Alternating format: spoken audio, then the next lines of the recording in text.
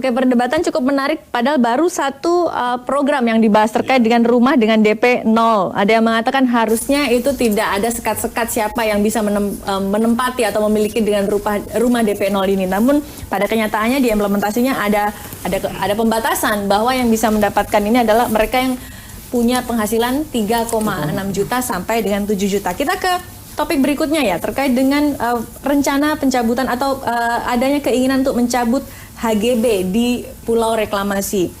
Ini sebenarnya adalah untuk mentepati hasil yang dijanjikan di masa kampanye. Namun banyak juga yang mengatakan ini akhirnya tidak memberikan kepastian. Kalau Bu Yuka ada tanggapan, Bu?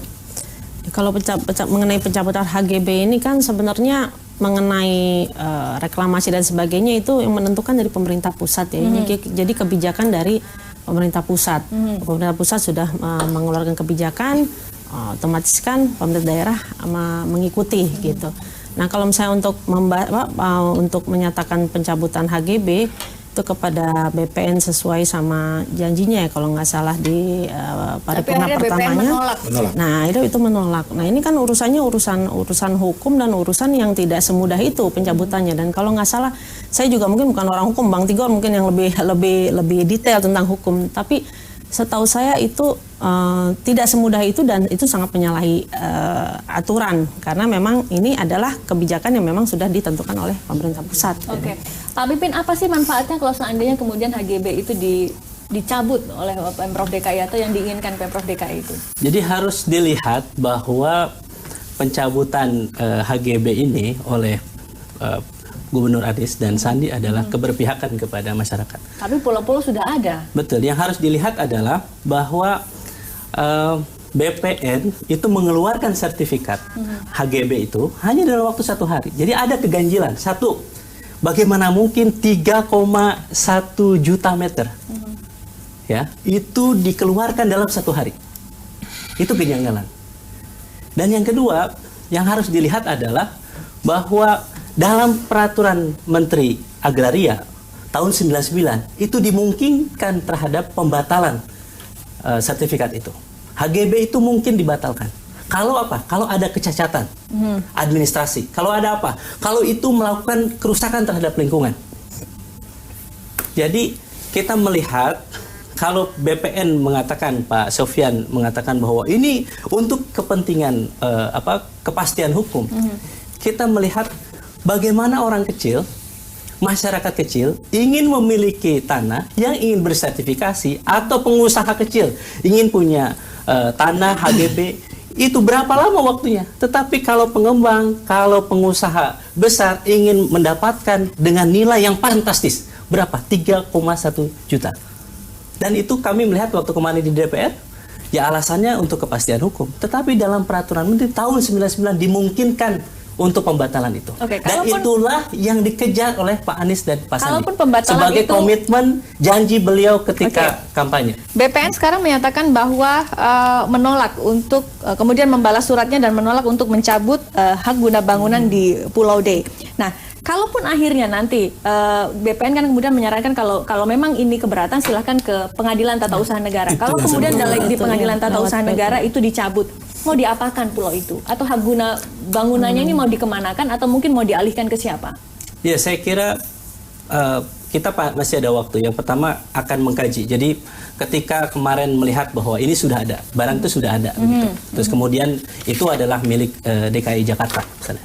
Jadi nanti di tim akan mengkaji bagaimana wilayah yang sudah ada itu betul-betul untuk kepentingan masyarakat.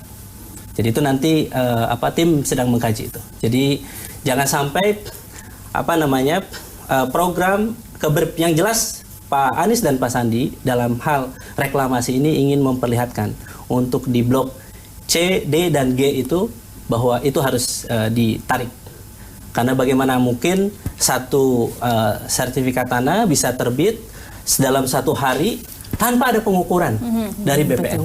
Itu satu keganjilan dan itu yang sedang Oke, Pak Pipin, saya paham bahwa kemudian memang akhirnya ada flashback ke belakang bahwa rupanya lahirnya HPL kemudian HGB ini untuk tim Anda ada banyak keganjilan dan lain sebagainya. Tapi kan kemudian orang itu pulau sudah berjajar-jajar banyak, nasibnya mau bagaimana? Itu yang dan sekarang Anda dilakukan katakan oleh masih Pak Anies dikaji. Sandi saat ini adalah menampung aspirasi dari masyarakat.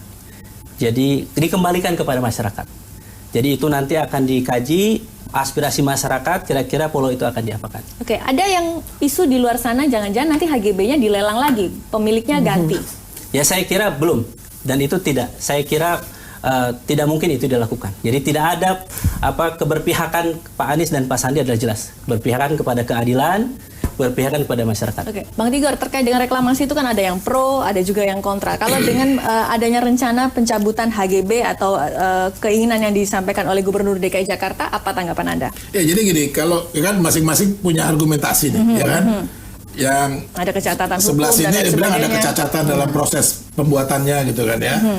Yang satu bilang ini masalah kepastian kan gitu ya. Nah itu kan ada jalur hukum.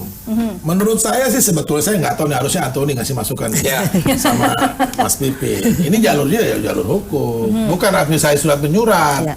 Ajukan gugatan. Itu kan putusan pejabat negara, administrasi negara. Ya pakai itu gugatan, ajukan ke Peradilan Tata Usaha Negara. Gitu loh. Kalau Anda Untuk sendiri pro membatalkan dengan itu. reklamasi atau enggak sih? Saya nggak sebenarnya? setuju dengan reklamasi, tapi juga harusnya diselesaikan secara benar, ya, gitu loh. Jadi tidak saling membenturkan Ya, lembaga negara. Saya ngelihatnya ini yang penting. Jadi jangan apa-apa nih untuk kepentingan rakyat, jangan jual nama rakyat terus. Saya kira Gitu jelas loh. ya. Ya jadi Mbak gini Ratna. ntar dulu. Jadi, Enggak, maksud saya gini. Ini kan Oke. ini persoalan hukum, ya, bukan persoalan yang apa ya istilahnya gampang aja mau surat itu. Saya bilang aduh ini kok begini. Oke. Caranya Jadi, dipakai. prosedurnya terkait Ajukan dengan dong Oke. secara hukum. Kan dia gubernur. Oke, Dan saya tangkap. kira Oke. itu juga dilakukan secara hukum karena itu diakomodasi dalam peraturan Menteri tahun 99. Apa tuh bunyinya? Jadi di situ ketika ada kecacatan dalam administrasi, termasuk di dalamnya adalah misalnya Itu- merusak lingkungan, maka Itu- Menteri BPN boleh itu- membatalkan itu Mas Pipin, sertifikat. itu dasarnya, tapi harus dibuktikan secara hukum Oke. cacatnya. Nah, bagaimana membuktikan secara hukum? Ke pengadilan Dan Tata Usaha itu Negara. terjadi ketika BPN mengatakan, saya ikut di Iya, Komisi iya, 2, saya saya baca menyaksikan, suratnya. menyatakan merevisi sertifikat itu. Jadi kalau direvisi kira-kira ada kesalahan nggak? Loh, iya makanya kan ini kan masing-masing punya persoalan, argumen, ya bawa dong ke jalur hukum. Oke. Gitu Jadi loh. saya kira, jadi proses Jangan hukum itu dibawa memang di DPR juga tuh jalur itu politis. ada salah satu cara, ya. Itu adalah salah satu cara. Saya yakin juga akan ditempuh. Tapi ini di depan mata, saya kira ini juga untuk mengingatkan pemerintah pusat bahwa ketika mengeluarkan satu kebijakan harus jelas keberpihakannya. Oke. Kenapa masyarakat kecil kalau membuat sertifikat HGB itu dipersulit, waktunya lama? Kenapa kalau pengembang, pengusaha besar ketika ingin memiliki satu barang milik publik, milik negara itu mudah dilepas begitu Oke, saja? baik Pak Pipin, kita lanjutkan dialognya tetap bersama kami saudara di Saling Silang. Di segmen selanjutnya kami akan kembali.